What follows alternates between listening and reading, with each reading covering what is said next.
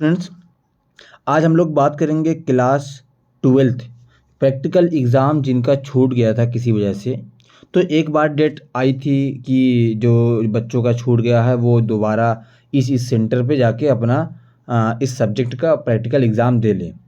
अगर उसके बाद भी किसी स्टूडेंट का प्रैक्टिकल एग्ज़ाम छूट गया है तो वो कहाँ पे किस तरीके से कब होगा और कहाँ पे होगा, उनको क्या उसके बारे में आज हम लोग बात समझेंगे। देखिए, जैसे जानते हैं कि यूपी बोर्ड में जो क्लास ट्वेल्थ के लिए अगर आप देखें तो साइंस में जो भी सब्जेक्ट हैं उसमें 30 नंबर का लगभग प्रैक्टिकल होता है। अब ये 30 नंबर का प्रैक्टिकल होता है, वो उस प्रैक्टिकल एग्ज़ाम में उनके पास वाइवा वगैरह होता है। तो बहुत सारे बच्चे ऐसे होते हैं कि जिनका प्रैक्टिकल एग्ज़ाम हुआ था उस टाइम पे उनके स्कूल में छूट गया था। उसके बाद गवर्नमेंट ने एक बार फिर से जैसे केमिस्ट्री और बायोलॉजी के लिए उन्होंने सेंटर दोबारा बनाया था कि जिन बच्चों का पूरे आज़मगढ़ ज़िले में सेंटर छूट गया है वो सिविली नेशनल इंटर कॉलेज में आके अपना वाइवा दे सकते हैं। 2 दिन की डेट दिया था।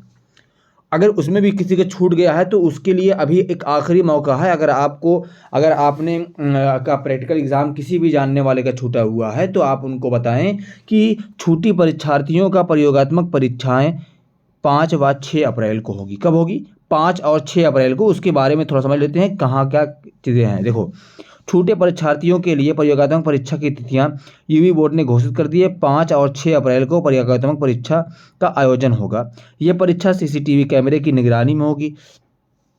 आगे देखें, कह रहा है कि नियुक्ति से परीक्षकों की से कराई जाएगी। क्षेत्रीय कार्यालयों की नियुक्ति क्षेत्रीय कार्यालय पे जो होंगे, यानी कि जो आपके बाहर से एग्जामिनर नहीं होंगे, आपके आजमगढ़ जिले का ही कोई एग्जामिनर अलॉट होंगे वो करेंगे। किसी विद्यालय के सभी परीक्षार्थियों की छूटी हुई परीक्षा उनके ही विद्यालय में तथा एकल रूप से छूटे परीक्षार्थियों की परीक्षा क्षेत्रीय कार्यालय द्वारा जनपद मुख्यालय स्तर पर निर्धारित किए गए केंद्र पर होगी। कह रहा है कि अगर मान लीजिए एग्जाम्पल के तौर पे पूरे स्कूल का ही प्रैक्टिकल एग्जाम छूट गया है तो उनके स्कूल में एग्जामिनर जाके वाइवा लेंगे।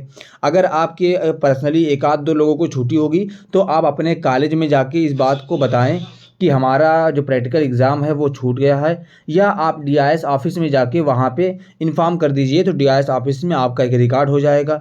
अब अदरवाइज़ अगर आप कॉलेज में कहेंगे तो कॉलेज वाले आपका रिकॉर्ड डीआईएस ऑफिस में भेजेंगे। तो इस तरीके से आपका हो जाएगा। यहाँ पे लिखा है वो छोटे परीक्षार्थियों को अपने पंजीकृत विद्यालय या डीआईएस कार्यालय से संपर्क करना होगा। तो इस तरीके से आपका जो प्रैक्टिकल एग्ज़ाम है वो हो जाएगा, क्योंकि बिना प्रैक्टिकल एग्ज़ाम के अगर आपका रिजल्ट आएगा, यानी अगर आप प्रैक्टिकल एग्ज़ाम नहीं देंगे तो आप फेल हो जाएंगे।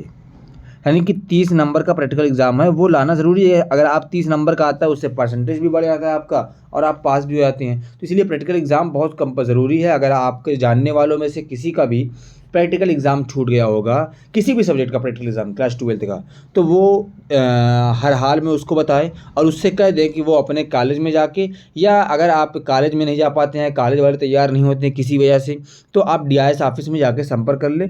वहाँ पे आपको पता चल जाएगा कि आपका प्रैक्टिकल एग्ज़ाम वहाँ से हो जाएगा और आपका जो भी रिज़ल्ट है उसमें आने में कोई दिक्कत नहीं होगी। आप अच्छे नंबर से पास हो सकते हैं। Thank you for watching.